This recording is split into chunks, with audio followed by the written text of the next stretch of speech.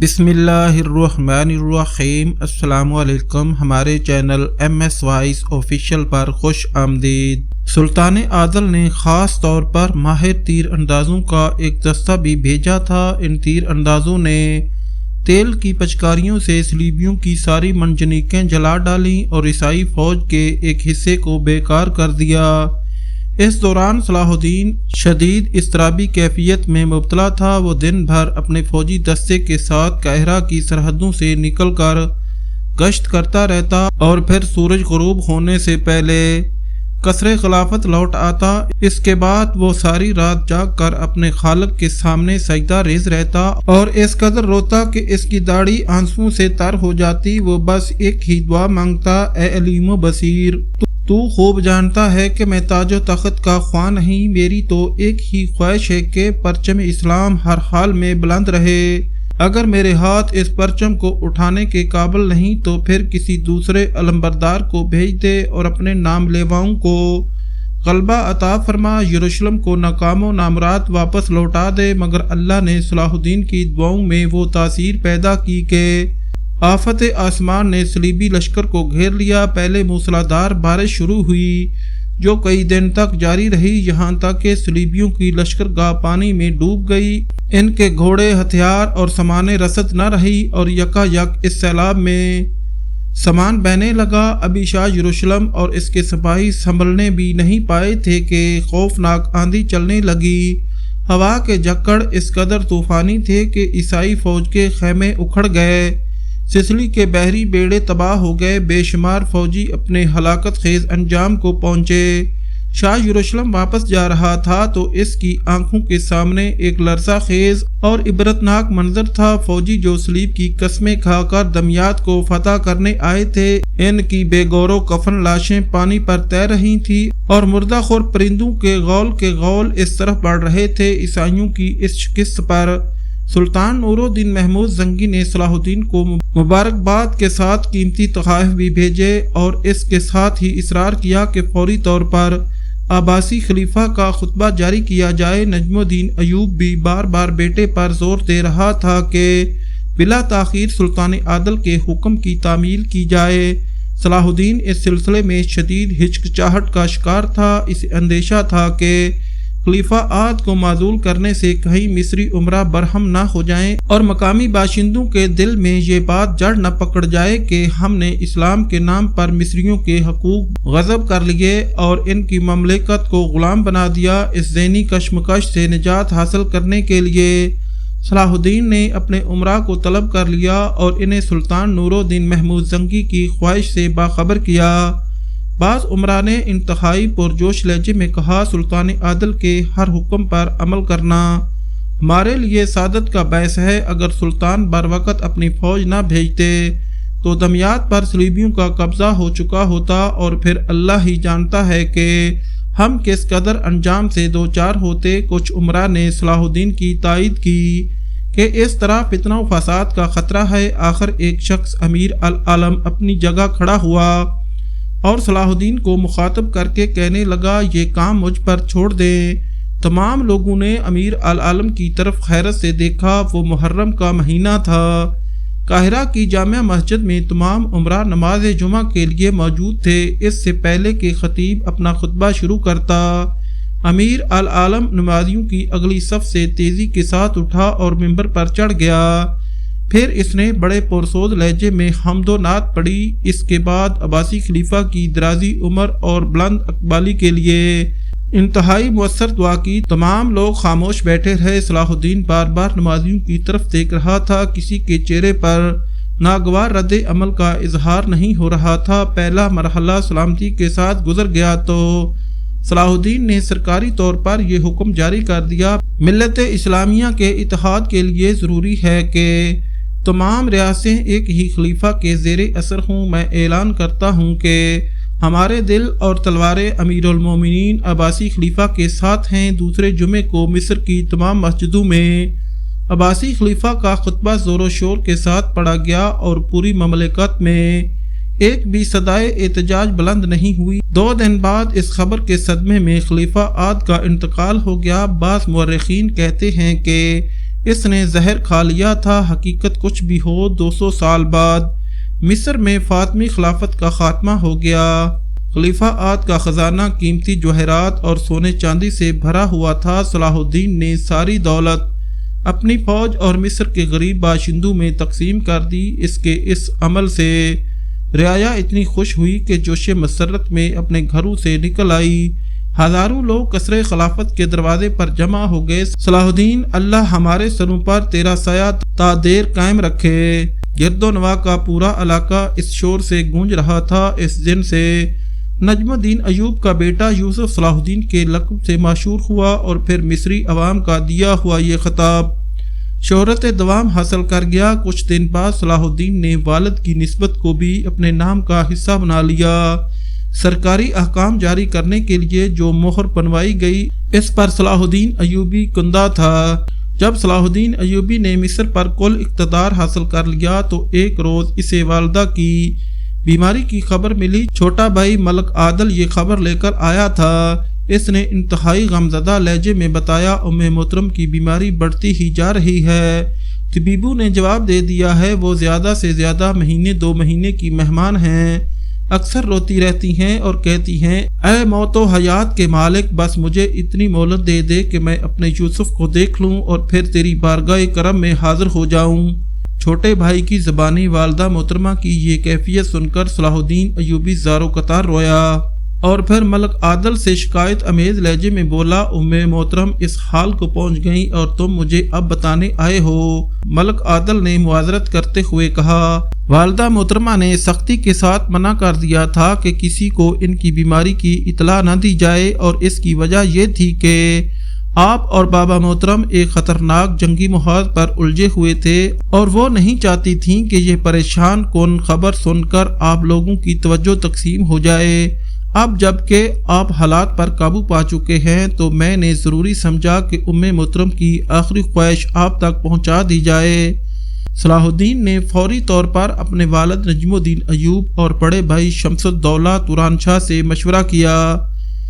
دونوں نے ایک ہی رائے دی، انسان کی موت کا وقت مقرر ہے جو کسی طرح بھی نہیں ٹل سکتا۔ پہلے تو ہم سیاسی صورتحال کے پیش نظر مصر چھوڑ کر جا ہی نہیں سکتے، اور اگر بالفرض محال چلے بھی جائیں تو تمہاری والدہ کو مرنے سے نہیں بچا سکتے۔ صلاح الدین ایوبی اپنے والد اور بڑے بھائی کا جواب سن کر حیران رہ گیا۔ دونوں کے چہرے پر کوئی خاص اثر نہیں تھا۔ پھر نجم الدین ایوب نے اپنے سب سے چھوٹے بیٹے ملک عادل کو مخاطب کر کے کہا، تم اپنی والدہ کو مصر لے آؤ، یہاں ان کا علاج بھی ہو جائے گا اور وہ اپنے بیٹوں کو دیکھ کر مطمئن بھی ہو جائیں گی۔ طبیبوں کے مطابق والدہ محترمہ چند میل کا سفر کرنے کے بھی قابل نہیں ہے، ملک عادل نے اداس لہجے میں کہا، اور پھر شام سے مصر تو بہت ہی دور ہے۔ صلاح الدین نے باپ اور بھائی کی گفتگو سے اندازہ کر لیا تھا کہ وہ شام جانے کے لیے تیار نہیں ہیں۔ دراصل وہ ان دونوں کو آزمانا چاہتا تھا کہ وہ اپنی بیوی اور ماں سے کتنی محبت رکھتے ہیں، لیکن نجم الدین ایوب اور شمس الدولہ توران شاہ کے چہروں کے تاثرات نے ظاہر کر دیا تھا کہ وہ زبیدہ خانم کی عیادت کے مقابلے میں قیام مصر کو زیادہ ترجیح دے رہے تھے۔ آخر اس نے باپ اور بھائی پر اپنا فیصلہ ظاہر کر دیا، میں ہر حال میں والدہ محترمہ کی خواہش کا احترام کروں گا۔ اگر تمہارے پیچھے مصر میں کوئی بحران اٹھ کھڑا ہوا، نجم الدین نے بیٹے سے سوال کیا، مجھے یقین ہے کہ میری عدم موجودگی میں کوئی سیاسی بحران پیدا نہیں ہوگا۔ صلاح الدین ایوبی نے پرجوش لہجے میں جواب دیا، میں سیر و تفریح کے لیے شام نہیں جا رہا ہوں، بلکہ مجھے اس محترم ہستی کا دیدار مقصود ہے جس کی دعاؤں سے مجھے یہ فتوحات میسر آئی ہیں۔ ابھی مصر کی سرحدوں پر سکون ہے اور ہم حالت جنگ میں نہیں ہیں۔ اگر خدا نخواستہ والدہ محترمہ مجھ سے ملے بغیر چلی گئی تو یہ خلش زندگی بھر چین سے جینے نہیں دے گی۔ نجم الدین ایوب اور توران شاہ نے بہت سمجھایا، مگر صلاح الدین ایوبی نے شام جانے کا فیصلہ کر ہی لیا۔ پھر اس نے اپنے مثبت سرداروں سالار عبداللہ قریشی، امیر عز الدین اور بہاؤالدین قراقوش کو تنہائی میں بلایا اور تمام صورتحال بیان کرتے ہوئے کہا، میں اپنی والدہ محترمہ کی عیادت کو جا رہا ہوں اور یہ امانت تمہارے سپرد کیے جا رہا ہوں۔ کیسی امانت؟ امیر عز الدین نے حیرت سے پوچھا۔ انتظام سلطنت صلاح الدین ایوبی نے پرسود لہجے میں کہا، بس ہمارے پاس اللہ کی یہی امانت ہے، پھر فکر مند ہونے کی کیا ضرورت ہے؟ کثرت خلافت آپ کے والد محترم یہاں موجود ہیں۔ منتظم اعلیٰ امیر بہاؤالدین کراکوش نے کسی قدر حیرت کا اظہار کرتے ہوئے کہا، انسان بہت سی کمزوریوں کا مجموعہ ہے۔ صلاح الدین ایوبی نے نہایت سنجیدہ لہجے میں کہا، ہمارے نفس اتنے سرکش ہیں کہ حصول اقتدار کے لیے اپنے مذہب تک کو فروخت کر ڈالتے ہیں۔ میرے والد محترم اور بڑے بھائی بھی اس قانون سے بالا تر نہیں، اگر وہ دونوں اپنے خیالات کے دائرے میں رہیں تو تم بھی ان کا احترام کرنا، اور اگر ان کی نجتوں میں خلل پیدا ہو جائے تو انہیں ایک کمرے تک محدود کر دینا۔ اس روز امیر عز الدین، امیر بہاؤالدین کراکوش اور سالار عبداللہ قریشی کو اندازہ ہوا کہ صلاح الدین ایوبی امور مملکت کے بارے میں کس قدر سخت اور بے غرض انسان ہے۔ تینوں نے ایک بار پھر قسم کھا کر وزیر اعظم مصر کو آخری سانس تک اپنی وفاداریوں کا یقین دلایا۔ نجم الدین ایوب اور شمس الدولہ تورانشاہ کو اس خفیہ اجلاس کا پتہ بھی نہیں چلا، اور صلاح الدین ایوبی اپنے چھوٹے بھائی ملک عادل کو لے کر ایک فوجی دستے کے ساتھ شام روانہ ہو گیا۔ جب صلاح الدین والدہ محترمہ کی خدمت میں حاضر ہوا تو اس کے دل کو شدید تکلیف پہنچی اور آنکھوں سے آنسو جاری ہو گئے۔ زبیدہ خانم سوکھ کر کانا ہو گئی تھی، ان میں اتنی طاقت بھی نہیں تھی کہ وہ اٹھ کر بیٹھ سکتی۔ میرے قریب آؤ یوسف، زبیدہ خانم کی کانپتی ہوئی آواز ابھری۔ صلاح الدین ایوبی اشکبار آنکھوں کے ساتھ جھکا، یہاں تک کہ اس نے ماں کی پیشانی کو بوسہ دیا۔ زبیدہ خانم نے اپنا لرزتا ہوا ہاتھ بیٹے کے سر پر رکھ دیا۔ اللہ تمہیں دنیا اور آخرت کی ساری نعمتوں سے سرفراز کرے کہ تم نے ایک مجبور ماں کی پیاسی آنکھوں کو سیراب کیا۔ زبیدہ خانم کی آواز نقاہت کے سبب اتنی کمزور تھی کہ صلاح الدین کو سننے میں بہت دشواری پیش آ رہی تھی۔ اب میں سکون سے مر سکوں گی، یہ کہتے کہتے زبیدہ خانم پر غشی طاری ہو گئی۔ اس کے بعد صلاح الدین ایوبی نے شام کے بڑے طبیبوں سے مشورہ کیا، مگر سب نے مایوسی کا اظہار کیا۔ انہیں بظاہر کوئی بیماری نہیں ہے، انہیں کمزوری ہے جو ہر گزرتے ہوئے لمحے بڑھتی جا رہی ہے۔ نہ وہ کوئی ٹھوس اور طاقت بخش غذا کھا سکتی ہیں اور نہ ہضم ہوتی ہے۔ انتہا یہ ہے کہ دودھ اور پانی بھی قے کے راستے نکل جاتا ہے۔ صلاح الدین ایوبی اس کرب کے عالم میں اپنے استاد گرامی قاضی ابن ارسون کی خدمت میں حاضر ہوا تو اذیت ناک منظر اس کی آنکھوں کے سامنے تھا۔ قاضی ابن ارسون نابینا ہو چکے تھے۔ صلاح الدین ایوبی نے استاد گرامی کے سامنے اپنے ہمدردانہ جذبات کا اظہار کیا تو قاضی ابن ارسون کے ہونٹوں پر ایک مرد مومن کی باوقار مسکراہٹ ابھری، جس سے شکایت اور غم کے بجائے صبر و طمانت کا اظہار ہو رہا تھا۔ میرے بیٹے، نور تو بس اس ذات واحد کا ہے جو اب تک جاری رہے گا، باقی ہر شے کا ایک دن ہے۔ میں دنیا کا ایک انتہائی خوش نصیب انسان ہوں کہ میری آنکھوں کی روشنی تمہیں مل گئی۔ قاضی ابن ارسون کی کوئی اولاد نہیں تھی اور کچھ دن پہلے ان کی بیوی کا بھی انتقال ہو چکا تھا، اس لیے وہ گھر چھوڑ کر اپنے مدرسے چلے آئے تھے۔ یہاں شاگردوں کی ایک بڑی تعداد ان سے درس لینے آتی تھی اور اسی مصروفیات کے باعث قاضی صاحب کو نابینا ہوتے ہوئے بھی اپنی تنہائی اور محرومی کا احساس نہیں ہوتا تھا۔ صلاح الدین ایوبی نے نہایت عاجزانہ لہجے میں اپنے استاد گرامی سے درخواست کی کہ اگر آپ میرے ہمراہ مصر تشریف لے چلیں تو یہ میرے لیے بڑی سعادت ہوگی، اس طرح میں آپ کی خدمت بھی کر سکوں گا اور دعاؤں کے حلقہ آثار میں بھی شامل رہوں گا۔ دعاؤں کے لیے قربت کی ضرورت نہیں ہوتی۔ قاضی ابن ارسون کے ہونٹوں پر وہی دل اویز تبسم نمایاں تھا۔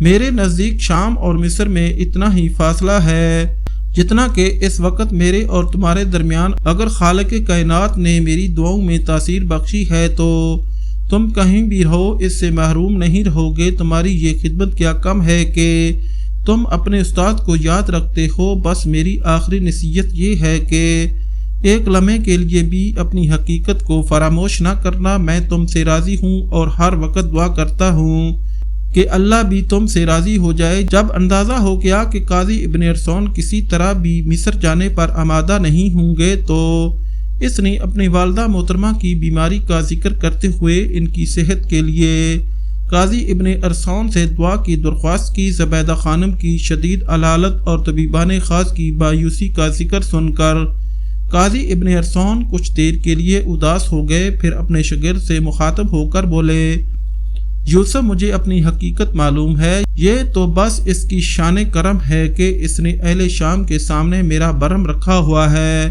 تم میری بیٹی شاریہ سے دعا کے لیے کہو، اللہ اس کی بہت سنتا ہے۔ شاریہ کا نام سن کر صلاح الدین ایوبی کے ذہن میں ایک برق سی لہرائی۔ والدہ محترمہ کی بیماری کے سبب وہ اس لڑکی کو بھی فراموش کر بیٹھا تھا جس نے اس کی خاطر اپنی دنیا ہی بدل ڈالی تھی۔ صلاح الدین ایوبی استاد گرامی کی بارگاہ سے اٹھ کر اس حجرے کی طرف چلا جہاں شاریہ 10 سال سے گوشہ نشین تھی۔ حجرہ تو وہی تھا مگر یہاں کی فضا بدلی ہوئی تھی۔ کچھ دیر کے لیے صلاح الدین ایوبی پر حیرت کی کیفیت طاری ہو گئی۔ حجرے کے دروازے پر بہت سی عورتیں جمع تھیں، ان میں سے کچھ اپنے زہری حلیے سے خوشحال نظر آ رہی تھیں اور کچھ بدحال و غریب۔ صلاح الدین ایوبی خاموشی سے کھڑا یہ منظر دیکھتا رہا۔ اس وقت ایک عورت حجرے سے باہر آئی جو بظاہر مفلس و نادار نظر آ رہی تھی مگر اس کے چہرے پر خوشی کے آثار نمایاں تھے۔ اس کے جاتے ہی دروازے پر کھڑی ہوئی بوڑھی عورت کے لہجے سے بے نیازی کا رنگ جھلک رہا تھا۔ جب وہ مالدار خاتون اندر چلی گئی تو اچانک بوڑھی عورت کی نظر صلاح الدین ایوبی پر پڑی اور اس نے تیز لہجے میں وزیر اعظم مصر کو کہا، یہاں خواتین موجود ہیں۔ بوڑھی عورت کے طنز و تخاطب پر صلاح الدین ایوبی کو کچھ ندامت سی ہوئی۔ اس نے انتہائی نرم لہجے میں کہا، مجھے اس صورتحال کا اندازہ نہیں تھا۔ شاریہ بی بی سے جا کر کہو کہ یوسف آیا ہے، تم برابر کے حجرے میں بیٹھ کر اپنی باری کا انتظار کرو۔ بوڑھی عورت کے لہجے میں وہی تیزی تھی۔ جب یہ تمام عورتیں چلی جائیں گی اور اگر بی بی مناسب سمجھیں گی تو تمہیں بلا لیا جائے گا، ویسے وہ کسی مرد سے ملاقات نہیں کرتی۔ صلاح الدین ایوبی کو بوڑھی عورت کا یہ لہجہ کسی قدر ناگوار گزرا اور اس ناگواری کا بنیادی سبب یہ تھا کہ وہ خادمہ شاریہ اور اس کے تعلق سے واقف نہیں تھی۔ تم مجھے جانتی نہیں اس لیے حجت کر رہی ہو، تمہارا کام صرف اتنا ہے کہ تم اندر جا کر اپنی بی بی تک میرا یہ پیغام پہنچا دو۔ یہ کہتے کہتے صلاح الدین کی آواز بلند ہو گئی تھی۔ ناظرین، آج کی ویڈیو یہاں ختم کی جاتی ہے، انشاءاللہ جلد ہی اگلی قسط پیش کی جائے گی۔ ویڈیو اچھی لگے تو ہمارے چینل کو سبسکرائب اور لائک لازمی کریں اور ہماری حوصلہ افزائی کے لیے کمنٹ ضرور کیا کریں۔ شکریہ۔